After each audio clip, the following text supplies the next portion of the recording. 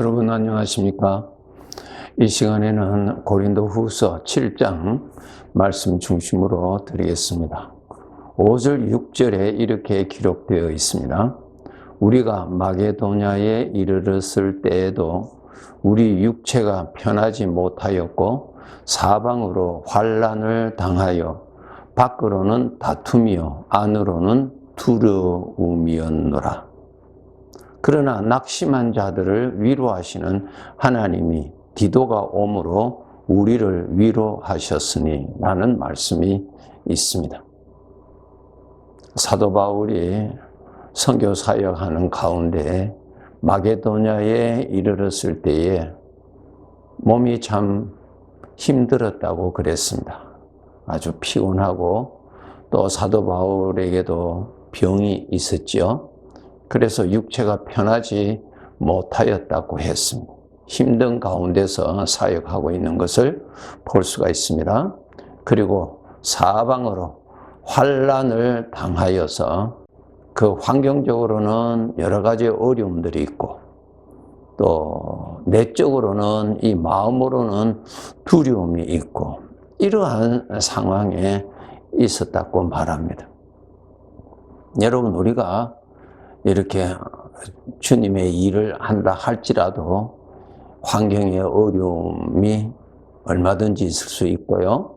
또 그 어려움 때문에 내 마음이 너무 힘들 수도 있고 그런 일들이 얼마든지 일어날 수 있습니다. 주님의 일을 하니까 환경의 어려움도 없고 내 마음에는 물밀듯이 솟아나는 하나님의 은혜와 평강이 항상 넘친다라는 것과는 다르죠. 그렇지 않습니다. 네, 그 일로 인해서 내 안에 육신의 생각으로 인하여서 두려움도 일어나고 또 외로움도 느끼고 이런 상황에서 우리가 일을 하는 것입니다. 복음 사역이 아닐지라도 우리 구원받은 자들이 일상생활에서도 이렇게 환경적으로 또 육체적으로 또 내 마음적으로 어려움이 얼마든지 일어날 수가 있죠. 오늘 이 말씀에서 핵심은 6절에 있습니다.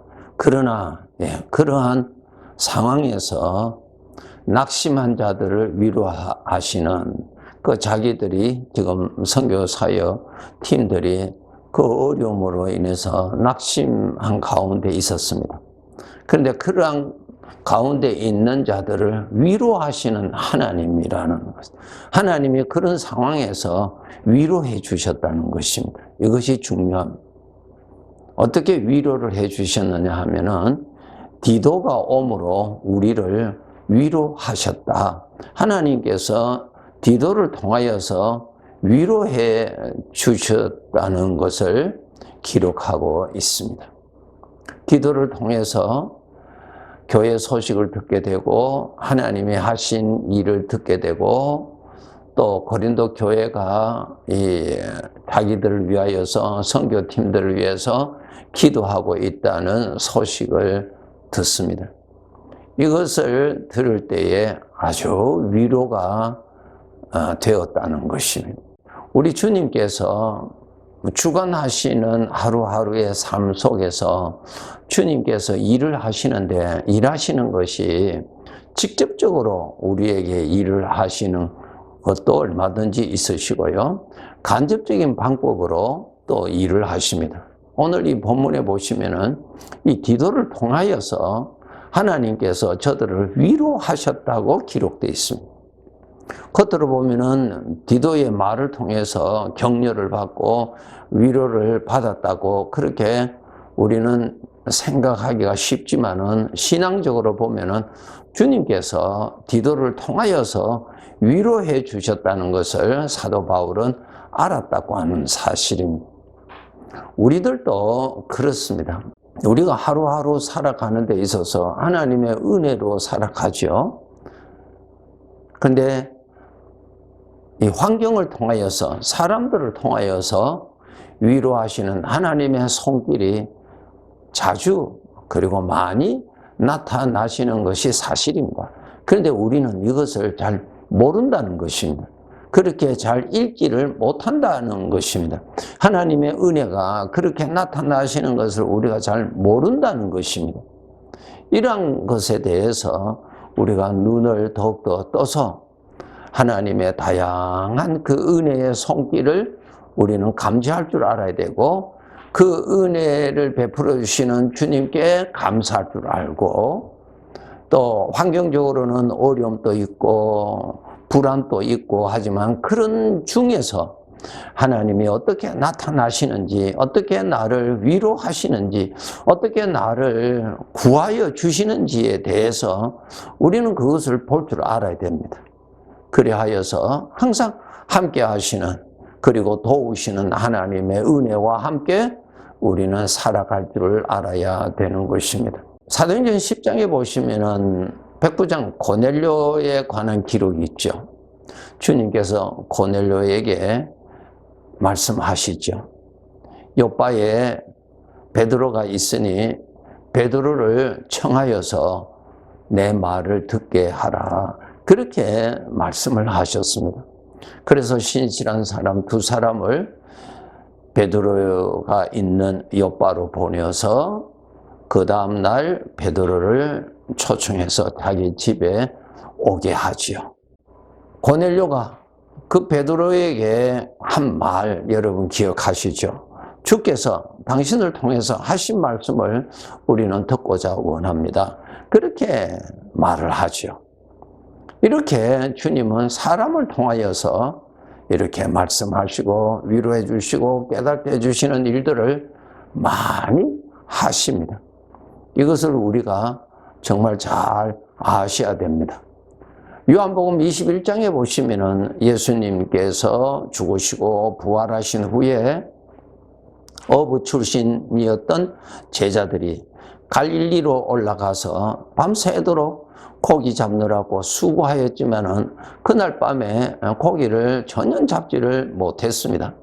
아주 지친 가운데 이른 새벽에 아직까지 어둠이 있을 때에 육지에서 어떠한 음성이 들렸습니다. 고기 많이 잡았느냐? 라는 물음에 전혀 잡지 못했습니다. 그렇게 대답을 했죠. 그랬더니 그 육지에서 또 계속 말을 하기를 배 오른편에 그물을 던져라. 그렇게 말을 듣고 저들이 배 오른편으로 그물을 던졌지요. 던졌더니 갑자기 그 그물 안에 고기가 가득하게 잡혔습니다. 이 상황을 통하여서 요한이가 저 육지에 저 무태 서 계시는 저분이 예수님인 줄 알았습니다.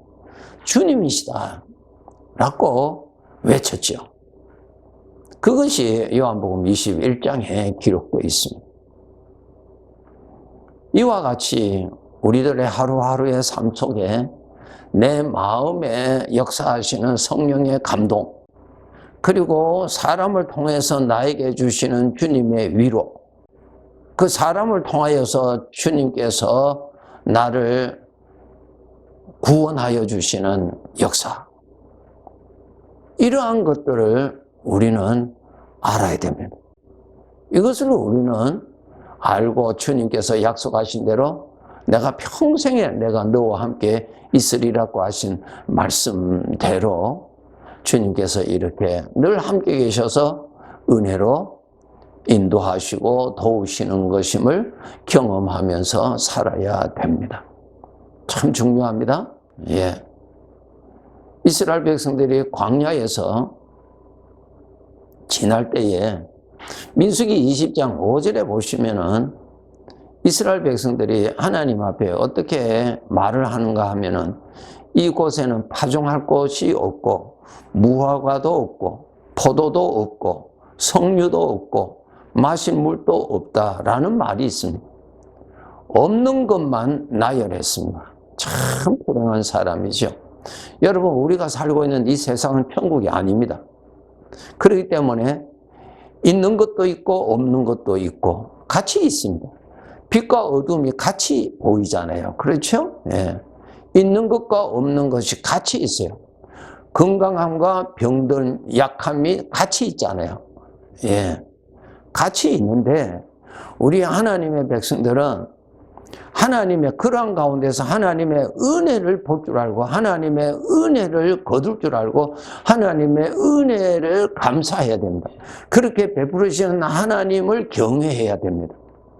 그런데 민수기 20장 5절에 보면은 이 백성들은 없는 것만 계산했습니다. 이것도 없고 저것도 없고 저것도 없고, 이 죄에 속임수입니다. 죄는요, 없는 거, 만족스럽지 않는 거, 내 마음에 들지 않는 거, 그러한 것이 내 눈에 보이고 그런 것을 거두어 드립니다. 쭉정이만 거두어 드립니다. 자기를 불행케 하는 것들만 거두어 드리는 것입니다. 이것이 죄의 영향을 받으면 그렇게 됩니다.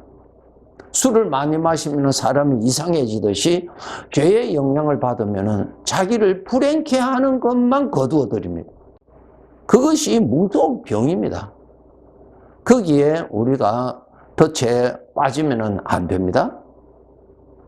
지금 이 이스라엘 백성들을 이렇게 원망하고 불평하고 없다고 하는 그날 아침에도 하나님께서 저들에게 먹을 만나를 주셨죠.